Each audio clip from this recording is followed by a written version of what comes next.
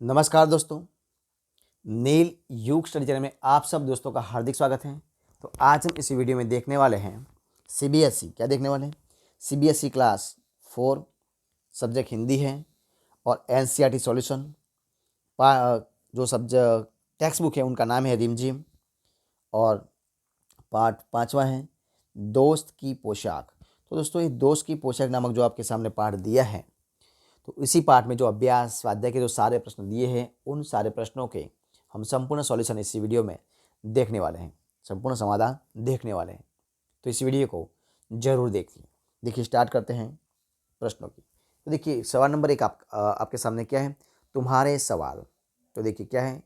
कहानी के बारे में कई 5 शब्द प्रश्न बनाकर नीचे दी गई जगह में लिखना है, कॉपी में उनके उत्तर लिखना है। तो देखिए क्या है? पहला, नसीरुद्दीन किससे मिलकर बहुत खुश हुए थे? तो उनका आंसर है नसीरुद्दीन जमाल साहब से मिलकर बहुत खुश हुए। दूसरा, नसीरुद्दीन ने हुसैन साहब से क्या कहा? तो नसीरुद्दीन ने हुसैन साहब से कहा कि जमाल साहब मेरे पुराने दोस्त हैं और उन्होंने जो अचकन पहनी है वह इनकी अपनी ही है। अब देखिए तीसरा सवाल क्या है? नसीरुद्दीन ने अपने पड़ोसी को जमाल साहब की पोशाक के बारे में क्या बताया? तो उन्होंने जो अचकन पहनी रखी है वह मेरी है, यह बताया। नंबर 4, जमाल साहब ने नसीरुद्दीन को क्या समझाया? जमाल साहब ने नसीरुद्दीन को समझाया कि पोशाक के बारे में न कहना ही अच्छा है। 5वां, जमाल साहब ने घूमने जाने से क्यों मना कर दिया?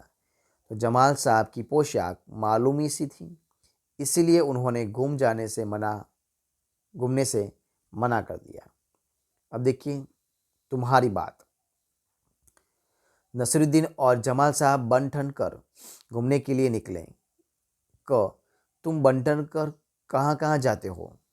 मैं बन ठन कर अपने दोस्तों के जन्मदिन की पार्टी में और अपने रिश्तेदारों के घर जाता हूँ। दूसरा, तुम किस किस तरह से बनते ठनते हो?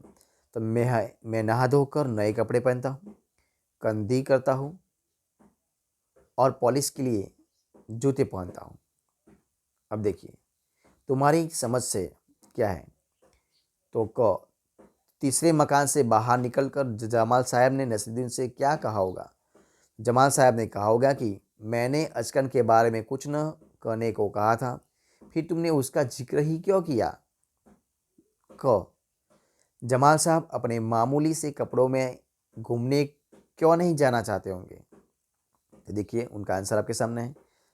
उत्तर है जमाल साहब मामूली से कपड़ों में घूमते तो लोग कहते हैं कि उनके पास अच्छे कपड़े नहीं हैं, इसीलिए जमाल साहब अपने मामूली से कपड़ों में घूमने नहीं जाना चाहते होंगे।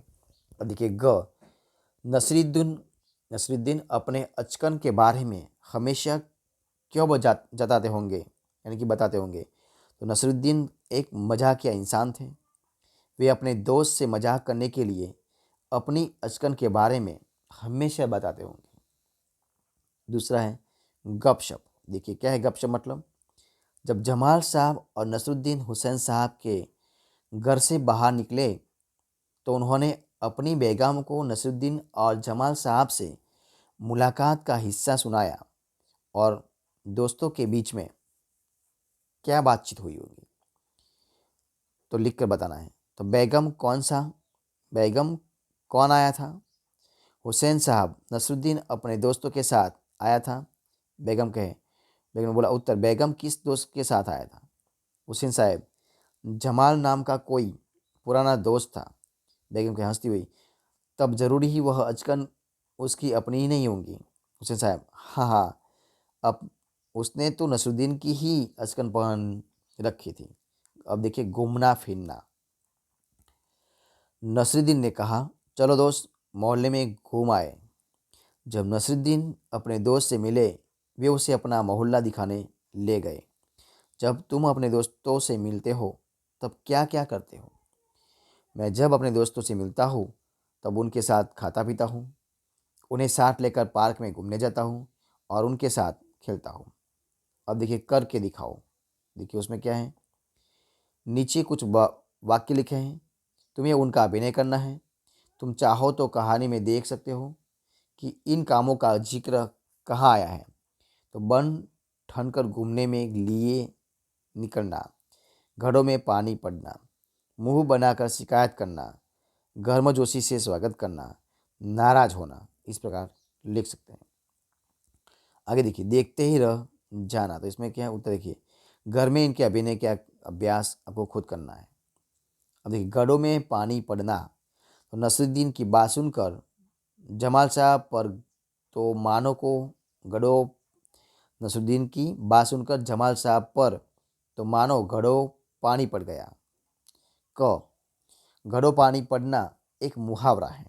इसका मतलब क्या है? तो दोस्तों देखिए, इसका मतलब क्या हो सकता है, पता लगाओ। तुम इसका मतलब पता करने के लिए अपने साथियों या बड़ों से बातचीत कर सकते हो या शब्दकोश देख सकते हो। ठीक है, तो घनों पानी पड़ना मतलब बहुत लज्जित होना। ठीक है। ख देखिए, इस मुहावरे को सुनकर मन में एक चित्र सा बनता है।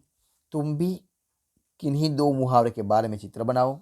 कुछ मुहावरे हम दे देते हैं, तुम चाहो तो इनमें से कोई पसंद कर सकते हो। देखिए क्या क्या है। सिर मुड़ाते ही ओले पड़ना, ऊंट के मुंह में जीरा, दिया तले अंधेरा, ईद का चांद नसरुद्दीन निकाल लाए। देखिए उसका उत्तर आपके सामने। देखिए इस प्रकार तुम्हें चित्र बनाना है। ठीक है। अब देखिए आंसर है कौन है कैसा। अब दूसरा है कौन है कैसा।